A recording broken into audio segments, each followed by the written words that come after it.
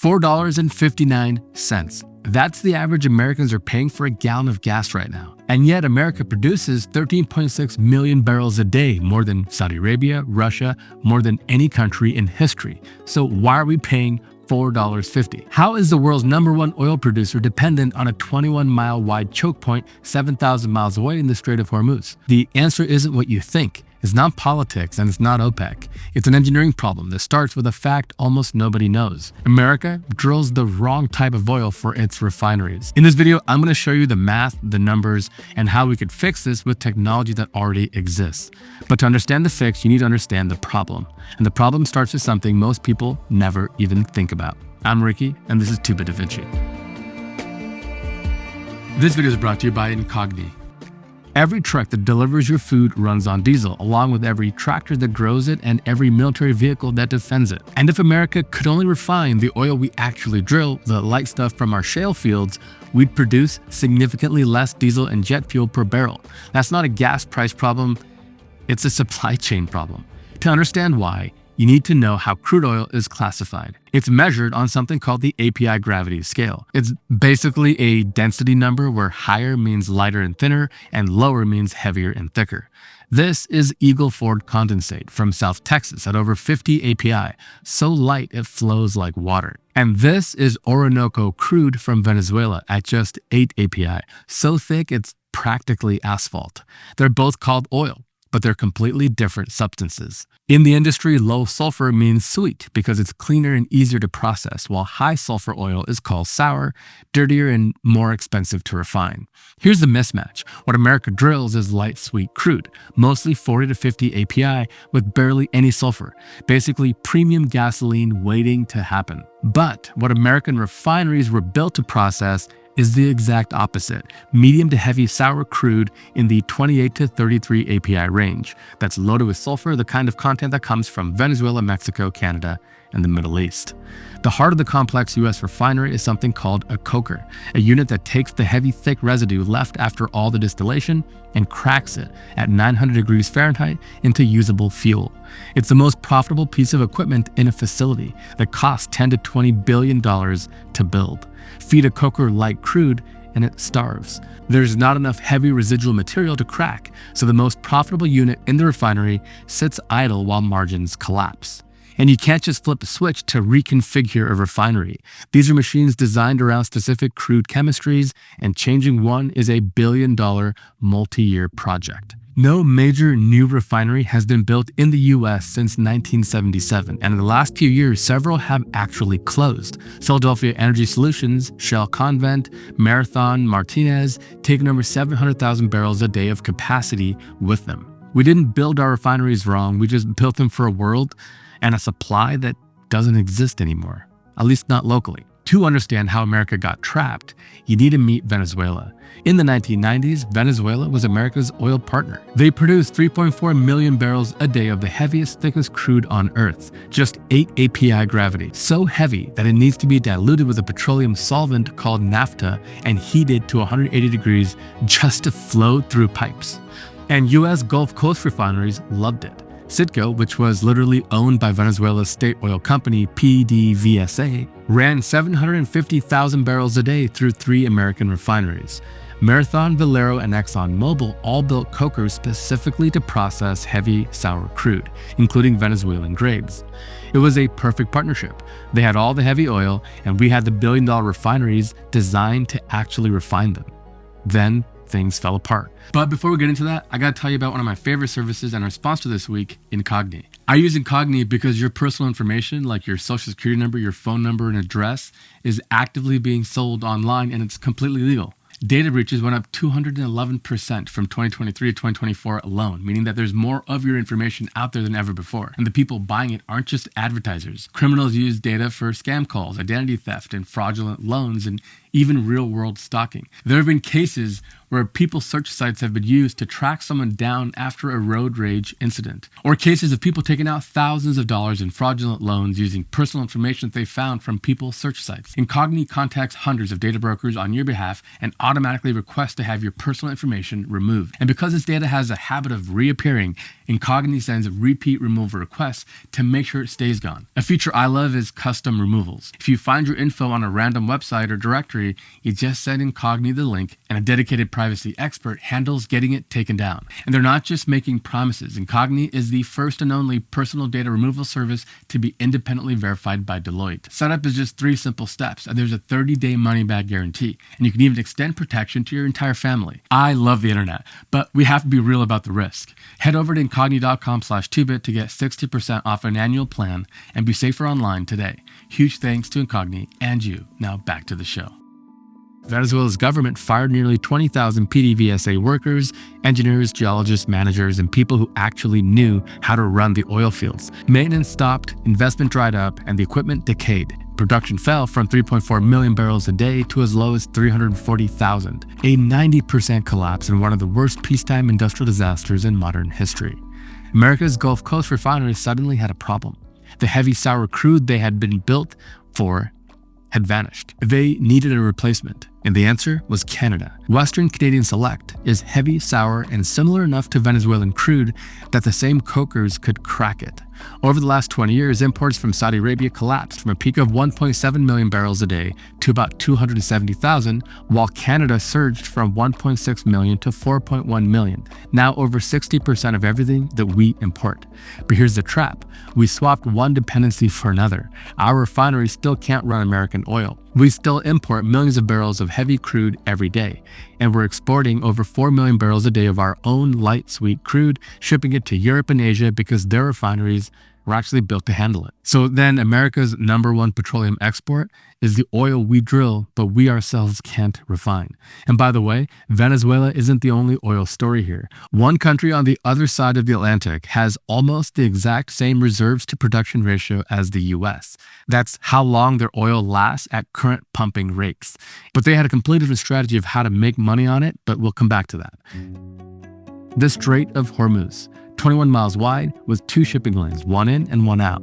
Every day, about 20 million barrels of oil pass through here, roughly 20% of the world's entire supply, through a corridor narrower than most American highways. About 130 ships a day, carrying over $2 billion worth of energy at today's prices. And here's the math that should terrify every energy planner on Earth. 17 million barrels of crude flowed through the strait daily. Bypassed pipelines, Saudi Arabia's East-West pipeline and the UAE's Fallujah pipeline, have a combined design capacity of about 6 to 7 million barrels, but usable spare capacity is only about 2.6 million. That means that if Hormuz was disrupted, the world would lose 10 million or more barrels a day with no solution in sight. For context, in 1973 during the oil embargo, where cars were parked famously for miles and miles, waiting hours and hours, potentially for a chance to get oil, that was a 4.5 million barrel shortfall, and the Hormuz disruption would be more than double that. But here's what no one tells you. The Strait of Hormuz doesn't just control oil. Crude oil makes up 17 million barrels a day, or 20% of global supply. But then there's LNG, liquefied natural gas, at 80 million tons a year and another 20% of global trade. Then there's LPG, which is propane and butane, and that adds another 1.5 million barrels a day, or roughly 30% of the world's traded supply. On top of that, 3 million barrels a day of refined products like diesel, jet fuel, and gasoline flow through, along with 600,000 barrels a day of naphtha, the raw materials for plastics. And about a third of the world's traded urea, the most widely used fertilizer, passes through here too. Without fertilizer, there are no crops, and unlike oil, almost no country on Earth maintains strategic fertilizer reserves. All these products start with raw materials running through a single 21-mile bottleneck. And that's what makes the Hormuz disruption so much more than an oil crisis. This is why countries like Japan and South Korea don't just worry about gas prices, they worry about keeping the lights on.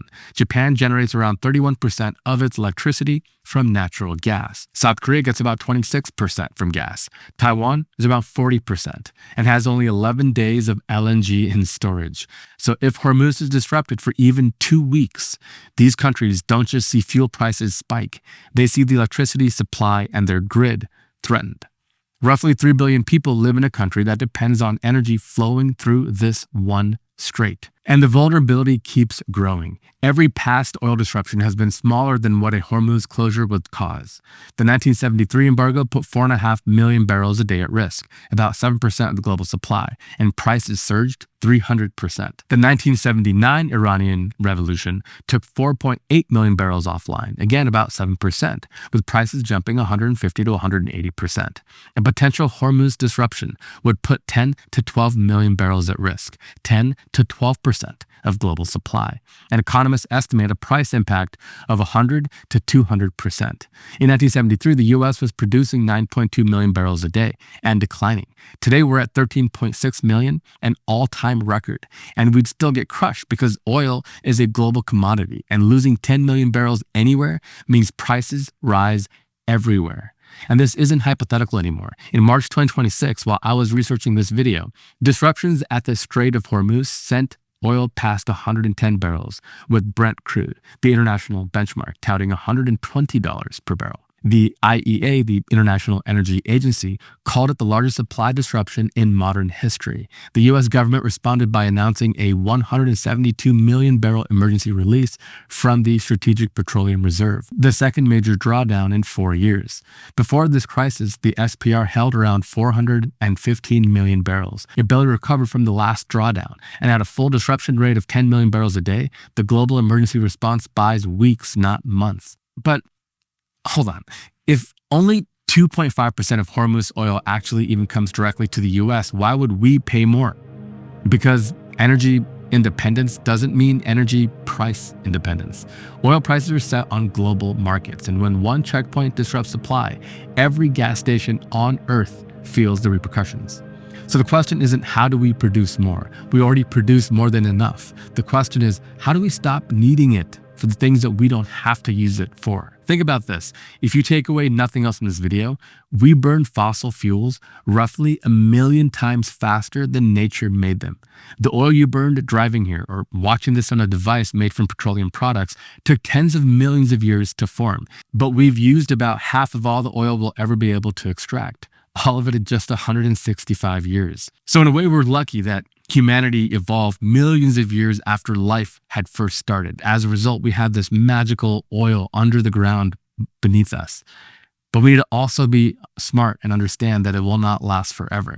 So here's a question that should be keeping people up at night. Are we going to burn this one-time gift on things a battery can do, or save it for the things that we know that nothing else can replace it for?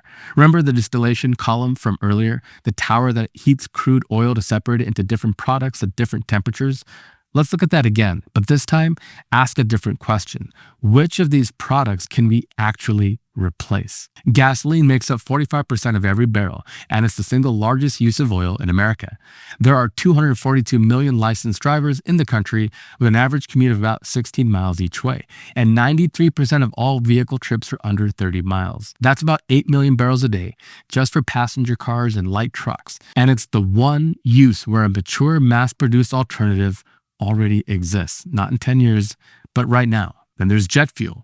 Jet fuel is about 10%, about 1.7 million barrels a day. You'd need roughly 25 to 50 kilograms of battery packs to match the useful energy of 1 kilogram of jet fuel, depending on how you measure it. Sustainable aviation fuel, or SAF, exists, but it accounts for less than 1% of jet fuel today and costs 2 to 5 times more.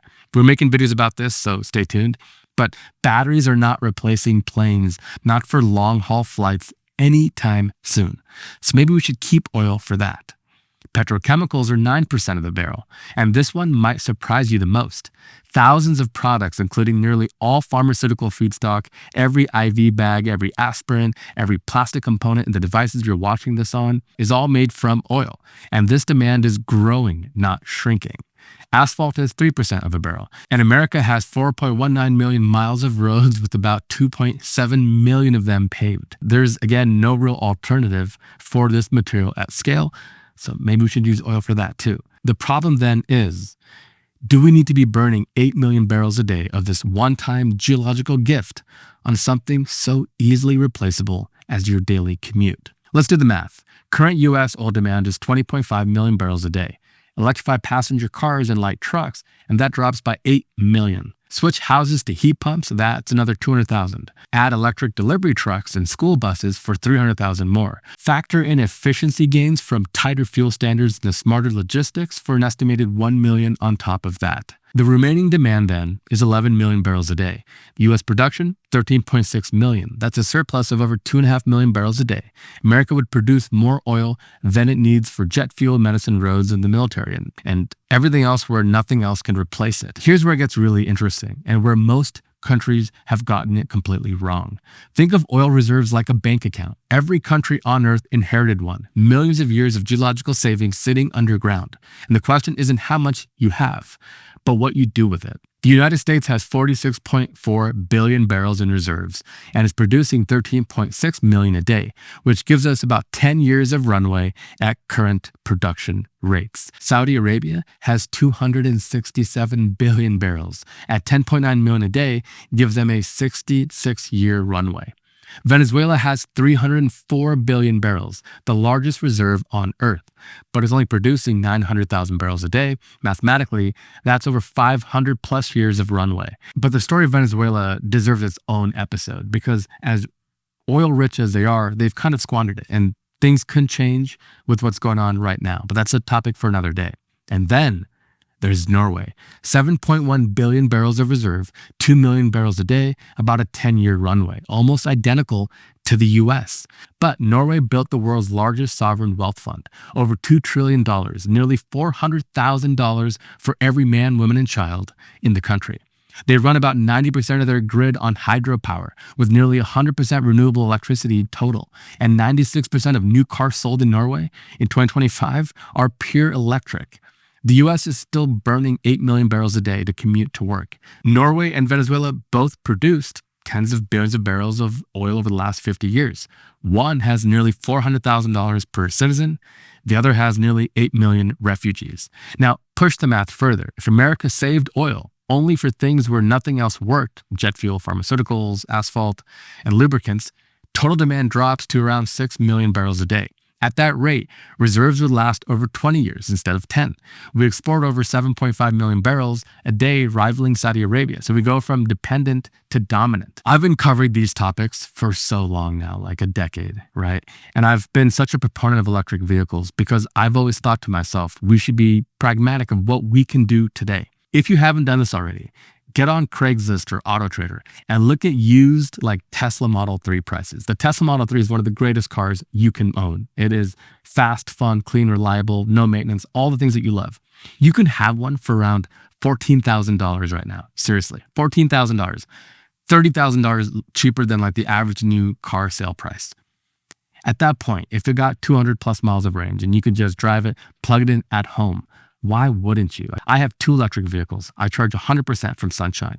I don't even really notice gas prices other than when we were driving, I saw on the side of the road in California in April, right around Easter here, I saw $8 a gallon for diesel and $7 for gasoline. And remember, when you buy a new gas car, you're signing a lifelong contract to buy gasoline. You are putting out a signal that we need to drill more and to extract more. It's just a very difficult proposition. And even countries that have its own supply might not be set up for it, like America, where we can't use the oil that we ship. We have to rely on a game where we pump it and sell it to other countries that have the infrastructure for it to then turn around and use that money to import. It is so complicated, right? And I understand why countries like the US that have reserves, Venezuela, for example, would want to keep the pressure on and make money on it. But maybe we should treat it like a security concern, like a bank fund, and store it and save it. Have all the oil, keep buying it, put it in our reserves, and save it for a rainy day. Oil has been the currency of the world for the past 100 years, right? The attack on Pearl Harbor happened because we had blockades preventing oil shipments into Japan. This is how the world works. And as I've identified, some of these things are not going to change. We will need oil. So let's be strategic about it. But what do you think? What has this whole conflict showed you? And what more could we learn? Let's make this an active conversation. Sound off in the comments below. And until next week, check out this video that we think you'll also love. I'm Ricky with Tuba Da Vinci. Thank you so much for watching.